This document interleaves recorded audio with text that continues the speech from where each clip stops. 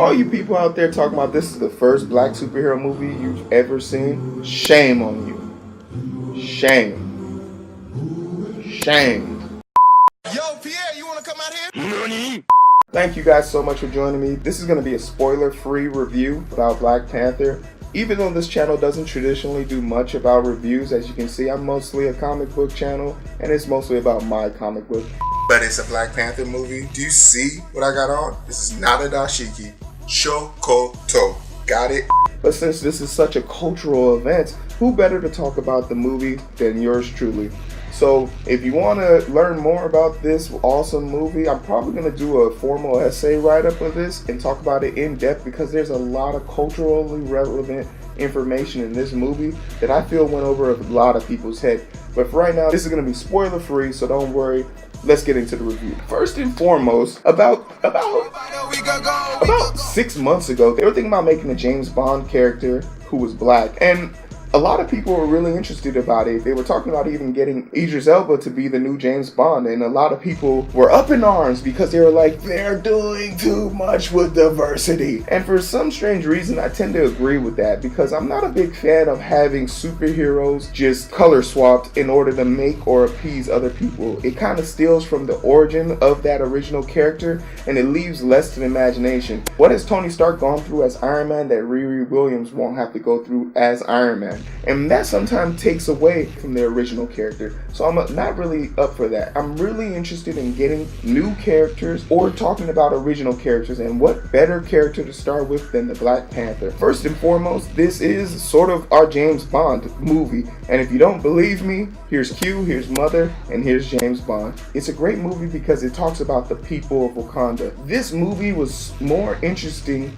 as a setting than it was as a character build. If you don't know, this movie happens right after Civil War, and it talks about how T'Challa comes into power and how he handles this new power. But if you're watching this movie, you quickly understand that this isn't a movie about T'Challa. This is a movie about Wakanda. And it goes without saying that they could easily make 5 different movies about the 5 different tribes, because to sit here and say that you aren't remotely interested about how this dude got this in his mouth, how this lady got her hair like that, and why these mountain people are always so angry, you'd be a fool. Because I would sit there and pay to watch a superhero movie that doesn't involve a superhero, because the characters, the settings, and just the world building in general was amazing. If you weren't blown away by the aesthetics, the sights and sounds definitely had to grip you, and that's the best part of this movie. You walk away from this movie understanding something about a culture, and it's not necessarily reaching, it's not necessarily too much, it's not necessarily too flashy, but there are certain bits and pieces of this movie where you're sitting there watching it, you see kids walking across the street with backpacks, but then you also see a group of villagers, and it's like, why are those two people from the same world acting so different? But it just makes you question, how did they come to this term? So if you're going into this movie, be prepared to learn more about a world than you are a person, because Chadwick Boseman's character, T'Challa, grows up in this movie, but it's not about him as much as it's about his supporting cast. And I have to say, without a shadow of a doubt, this is one of the greatest supporting casts I've ever seen put to theater. And that's saying a lot, because not only did I feel and understand a lot of these characters, I could actually see myself agreeing with some of these characters. And when we're talking about agreeing with characters, there's no better place to start with than Killmonger himself. We got a great performance from Michael B. Jordan, and it's a performance to definitely go down in the record book. This is about a director who understands the strengths of his characters. Michael B. Jordan has worked with Ryan Coogler in the past, which is the director of this movie. But it goes without saying that Killmonger, who is our antagonist to Chadwick Boseman, is a great antagonist. And Marvel has an issue, and if you're watching this, you probably know those issues. They don't have good music, they don't have good bad guys, they really don't know how to build the character of their protagonist. But when they do this correctly, it looks amazing. And this is something that you see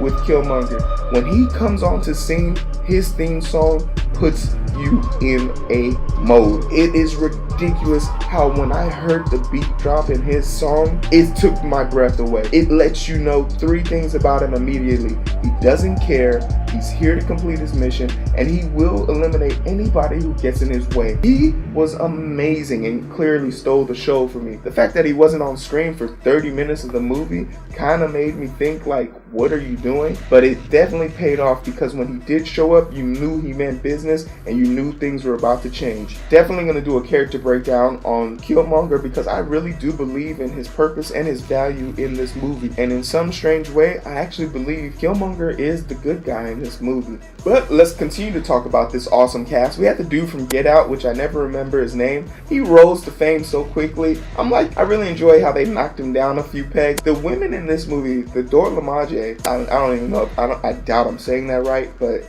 the Dora Milaje, which were those assassins, I loved how Disney and Marvel handled that, because if you don't know, in the comic book, these 12 women are considered bodyguards of T'Challa and also eligible bachelorettes. But in the movie, I don't know if they took this from Wonder Woman, but if they did, or they just came up with it on their own, I love the fact that they empowered them by making them all generals. These just aren't assassins or bodyguards. These are intricate parts of their military force. Their military force is ran by a bunch of women.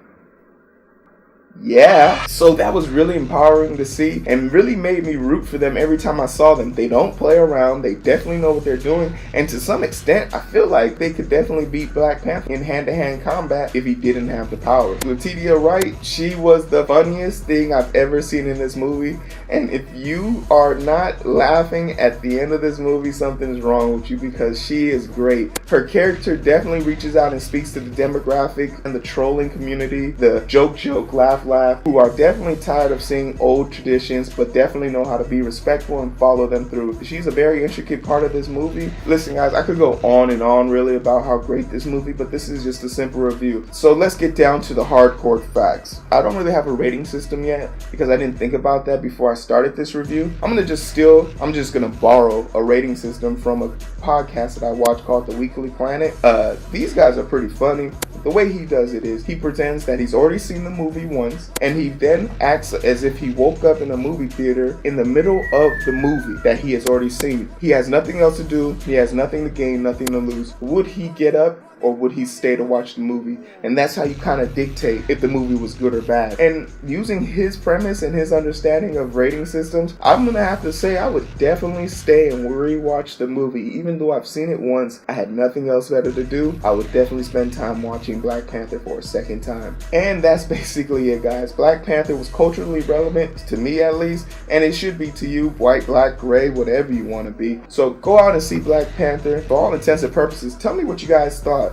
Did you like it? Was Killmonger a good guy or a bad guy, dude? Was T'Challa a rightful king? Was the colonizer sitting next to you really aware of the jokes that were being thrown at him? Let me know what you think in the comment section below. Please like, share, and subscribe. Hit that little bell in the corner next to the subscribe button so you can catch up with my comic book. And also, if you're interested in hearing my in-depth analysis of the Black Panther, where I'll talk at length about the cultural representation in this movie and also how important it is to put real world issues into your movies so that people can resonate with it more. Thank you guys so much. It's been a blast. I hope you guys enjoyed the review. Take care.